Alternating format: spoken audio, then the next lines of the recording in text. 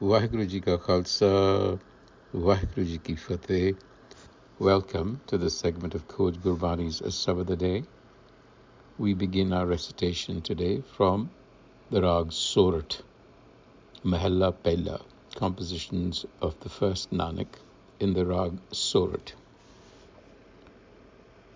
Ik Oankar Satnam Karta Purkh Nirbhav Nirvair Akal Murth Ajuni Sebhang Gur Prasad. The beginning of a new rag is usually accompanied by the full form of the so-called Mool Mantra, which is Guru Nanak's symbol of reality, a oneness, ek oankar, that is being and becoming. Satnam, Sat, eternal existence, that which is. Nam, wisdom, the name that cannot be named. It cannot be named, but all naming stems from it. Karta Purkh, it is the first cause, and it is Purkh, it is consciousness. Nirbhav Nirvair, it's harmonious and it is spontaneous. These are the qualities of fearlessness and a lack of enmity. It is Akal Amurat, it is timeless and yet has a personality, is form. Ajuni, it's unborn, self-existent, self-organized. Gur Prasad, it is the Gur itself. It is benign wisdom. That is what we have to catch. The Salok now, Surat Mahalla Pehla Kar Pehla Chaupade.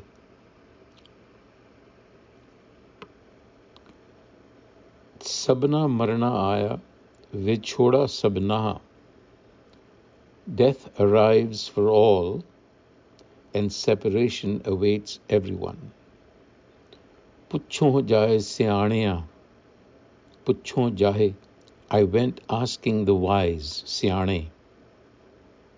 Aage milan kinaha, who finds union or fulfillment after death in the hereafter? Agge milan kinaha. And the answer, Jin mera sahib visara, vaddi vedan tinaha. Those who forget the master in this life, there is much sorrow ahead. So Guru Nanak here is voicing the ultimate enigma for humans. What happens after death? And how do we die with dignity and fulfillment? So the answer is that a life well lived is the best assurance of a fulfilling transition.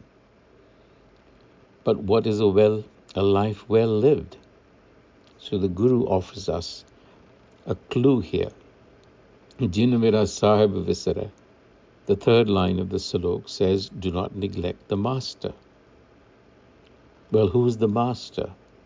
The master can be thought of as the creator, as the essence of everything, Nam. So do not neglect Nam. And how do you not neglect Nam? Because Nam is known to us or accessible to us as an infinite field of qualities, gun, virtue. So the implication is that we should shape our character by ingraining these qualities in us. Because you see, what Guruji is telling us is, in order to die peacefully and with dignity, we must shape our character so that we live this life well. Because character is what will ultimately become our destiny. So there's the old saying about being careful about your thoughts, because they'll become your actions, and your actions will become your habits. Your habits together will become your character, and your character will become your destiny. Therefore, we have to change ourselves at the level of ideas. Our ego has put a lot of ideas, our experiences in the world, society has impressed its ideas on our mind, but what we need is Guru wisdom. So we have to begin at the level of ideas, then we will change our character. So that's the fundamental level. And that's the advice that the Guru is giving us. So in the Rahao, Bhi salaho sacha soe, jaki nadar sada sukha hoye. Rahao. There is time yet to praise the Eternal One. Bhi salaho sacha soe, jaki nadar, whose grace brings everlasting peace and consolation, which is what we are all looking for. So to praise simply means to emulate the Eternal Master, and we know that the Eternal Master is known to us as Nam, which means to incorporate those qualities or virtues, if you will, to shape our character. The second slok, Vadda kar salahana hai bhi hosi soe. So the one that we are emulating is supreme. It is the supreme being, Vadda kar salahana. It always was and always will be. In other words, it's eternal. Hai bhi hosi soe. And all virtues flow from the one. Sabhana datta ek tu. Manas datta na hoye. Here's a caution. Human gifts are not theirs to give. What that means is that benedictions cannot be given by humans because humans expect something in return. Jo tis pave so thiya, what is ordained comes to pass. What the Guru is saying is that there is a system, there is a framework, hukam at play, and we are players within that hukam. So we have to abide by the way that hukam works. So that is not going to change. Hukam is indifferent to us in that sense. It is the framework. So the Guru says, why weep? What does it profit to weep or protest once the deed is done? So start. And then the Guru gives us an example of basically human beings. Tarti upar kot gad, keti gai vajaye. Tarti upar, on this earth, keti gai vajaye. Many have flaunted or made a show or made noise, vajana, to blow their own trumpet. Kot gad, their material wealth. Gad means fortresses, mansions. It is a metaphor for a lot of wealth. So on this earth, many have flaunted their material wealth only to leave it behind. And those who were too proud to be contained by the sky, jo saman na mavani, jo samanne na mavani, meche ch nahi aunde, asaman de, too proud, puffed up with ego. What happens to them?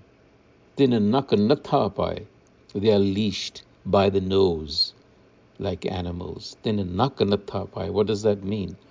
Divine justice catches up with them eventually. Je man jane suliya, if only the mind understood that it would have to bear the spikes of justice, sool, nails, why would it indulge in behavior that would lead it there? Kahe mitha kahe. The Guru has used the word mitha, which is pleasure. Why indulge in idling pleasures when nothing fruitful will come out of them? They cannot transform your character. The fourth slok. Nanak augan jetade. Nanak augan jetade. Augan, vices. All vices Tete gali janjeer are like chains around one's neck. In other words, they bind us. They are limitations. They don't let you evolve. But the Guru says, Je gun hon,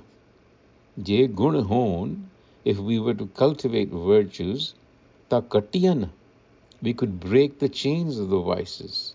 Se pai, se veer, they are your brothers. Virtues are your brothers and the warriors that will come to your rescue.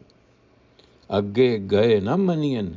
Otherwise, you will not dignify yourself at the time of death, threshold. You see, if you leave, the human knows exactly how it has lived life, and that determines the quality of this transition from life to death. If you have not cultivated and developed your character, you know it. And therefore, you are, in a sense, not approved. Agge gaina maniyan, maar kaddo ve peer, because you have not followed Guru wisdom. You have not changed your thinking. You have not recognized your true self. That's the game. Vaheguru Ji ka Khalsa, Vaheguru Ji ki Fateh.